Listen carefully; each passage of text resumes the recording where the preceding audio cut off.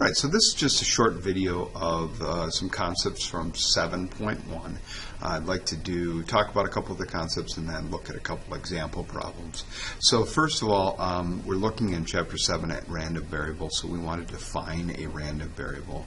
And as you should already have on your notes, the definition of a random variable is a variable whose value is a numerical outcome of a random phenomenon. So when we say a random phenomenon, that's basically saying something is randomly occurring. We're flipping a coin, rolling a die, all the different ideas that would be randomly occurring.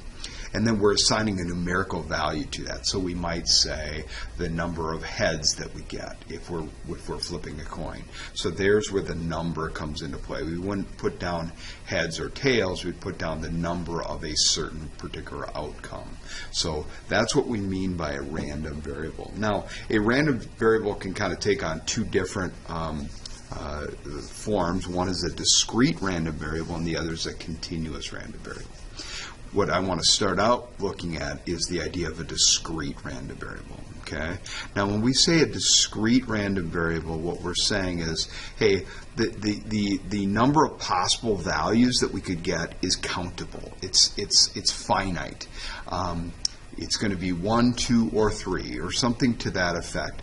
It's not an infinite number of values. So anytime we're talking about something being discrete, I always think about it from the standpoint of it being countable.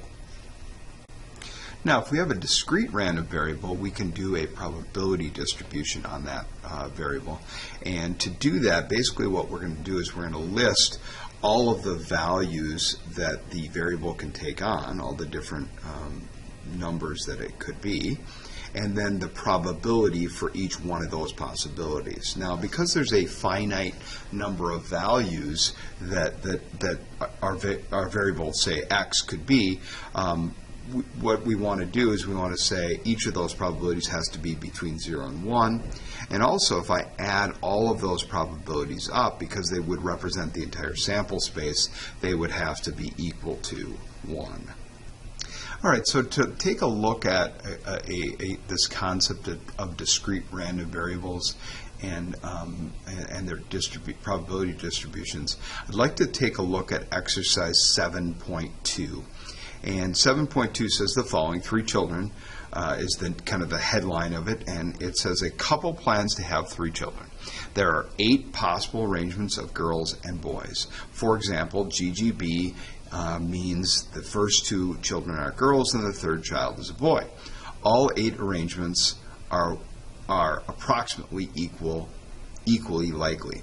So if you think about it, it's pretty much the same, equal, or at least we're going to assume that the likelihood of a boy-girl-girl is the same as the likelihood of a girl-girl-boy.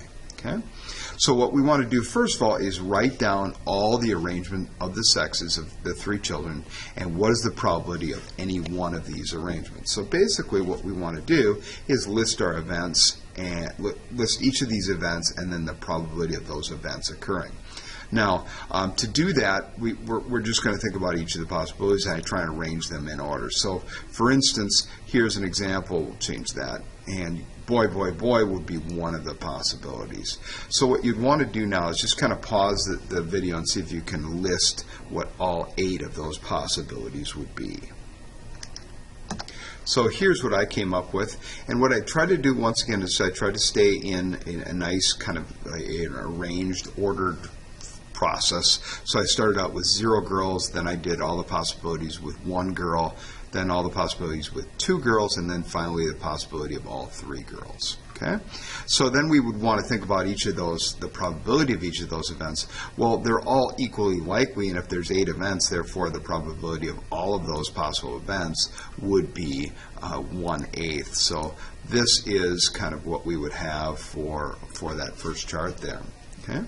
Part B says let x be the number of girls the couple has. What is the probability that x is equal to 2? Okay, so if I'm thinking about that problem, I got to think about, well, where are all my values where I have 2 girls? So if I look up here on my chart here, I've got 1 right here, here, and here. All 3 of those are examples where that x value is equal to 2, since there's 3 possibilities of that occurring, the probability of x being equal to 2 would be 3/8. So to get that 3/8, once again, I'm just summing my 3 different possibilities where I would have 2 girls. All right, finally, I'd like to look at part C here, where it says find the distribution of x. So basically what we want to do is I want to do that probability distribution. So that is, what is the value x takes and what is the probability for each value? So below here, I've kind of listed what those possibilities are. Well, x could be equal to 0, 1, 2, or 3. Now, we've got to remember what x represents. We said that x represents the number of girls the couple has. So if that's what x represents, those are my possibilities, 0 through 3, because they're going to have 3 children. They could have 0, 1, 2, or 3 possible girls. Then if I go up to my chart up here, to find each of the probabilities of those events occurring, I'm just going to sum all the possibilities where that happens. So 0, there's only one option, and that's when I have boy, boy, boy. So that's 1/8. 3, if in order for 3 girls, that only happens once as well. The other 2 times happen 3 times. So you'll notice that if I add up all of these probabilities, it's equal to 1, which is what it should be. All right, so in this second example, what we want to do is we want to look at a continuous random variable as opposed to the discrete random variable that we looked at in the first example. Well, in a continuous random variable situation, when we look at the probability, because it's continuous, we have to look at the area underneath a density curve. And one thing that we know about the area underneath the density curve is it's equal to 1. And we know that the probability of a sample space is also equal to 1. So if I add up all the probabilities within a sample space, we know that's equal to 1. So there's a nice correlation there between those two ideas. So what we're going to do is we're going to use the density curve to help us find probabilities for given events. Okay, so to begin with, let's take a look at exercise 7.9 from your book here. All right, so the 7.9 is violence in our schools, part 1. There'll be part 2 will be in 7.10. It says an SRS, or a simple random sample, of 400 American adults is asked, what do you think of is the most serious problem facing our schools? Suppose that, in fact, 40% of all adults would answer violence if asked this question.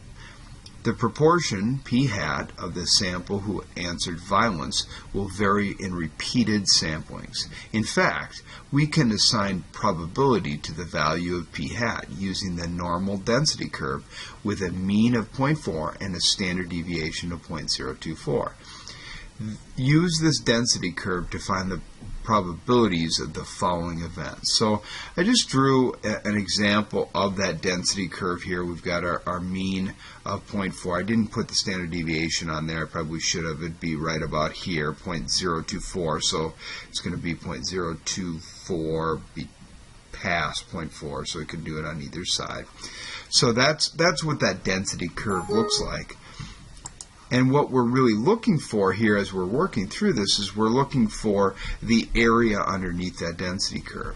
Okay, so let's take a look at the first example. The first one says, all right, we want at least 45% of the sample to believe that the violence in schools is the most serious problem. So what proportion would that be, or what is the probability of that happening?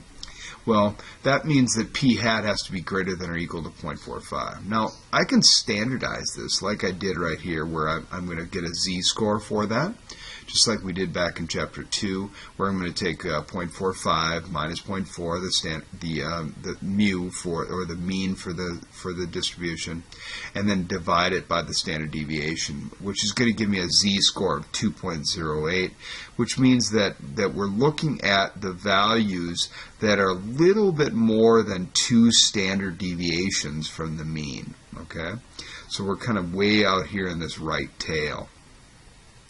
So one way I could do it is to do that. Well, if I go and I can look at my tables to help me find it and get 0.0188. But as we did in class before, sometimes it's just plain easier for us to use normal CDF to calculate that proportion underneath the curve. So let's do it using normal CDF here. All right, so in order to use our calculator to do this, what we're going to have to do is recall some of the information that we learned back in Chapter 2. And one of those functions that we worked with was in the statistics portion of the menu, in which we were looking at distributions, and it was the normal CDF. Okay? That allowed us to put either a lower bound or an upper bound, so we can look at any portion of the normal curve and the area underneath that normal curve. So really what this does is it finds the area under the normal curve for us between certain given numbers. Well, we're looking for values that are greater than 0.45. So I'm going to put 0.45 as my lower bound. And then for my upper bound, it doesn't matter, I'm just going to go ahead and put like a big number in there. I could put infinity, but some of your calculators don't work with that, so 1,000 will do just fine. And then for mu, I'm going to put in 0.4, that's our mean, and then our standard deviation, remember, was 0.024. So that's what we're going to work with. I'm going to hit OK on that.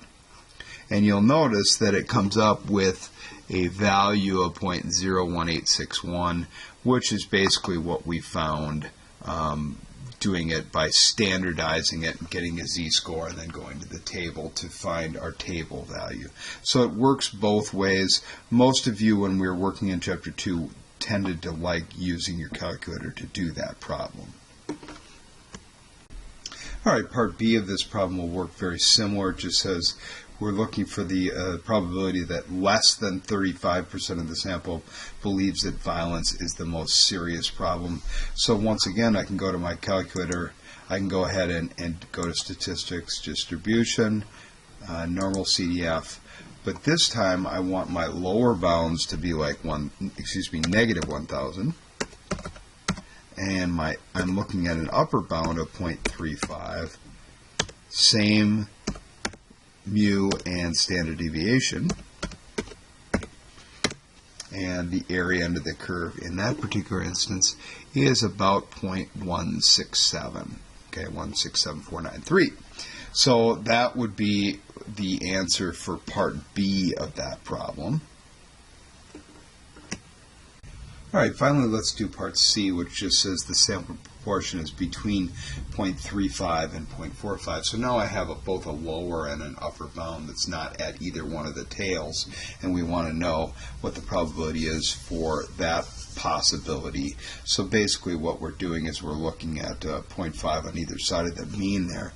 So let's go ahead and we're going to do the exact same thing. I'm going to go to statistics, distributions, normal, CDF, excuse me. But now I'm going to have a lower bound of 0.35 and an upper bound of 0.45, mu, of 0.4, and a standard deviation of 0.024. Okay, and if I go ahead and hit OK to that, we can see that about 0.962 or a little over 96% of all of the respondents will be in that between 0.35 and 0.45, which if you think about it is about 2 standard deviations on either side of that mean. So that would kind of make sense that it's a fairly high percentage there that would fall in that category.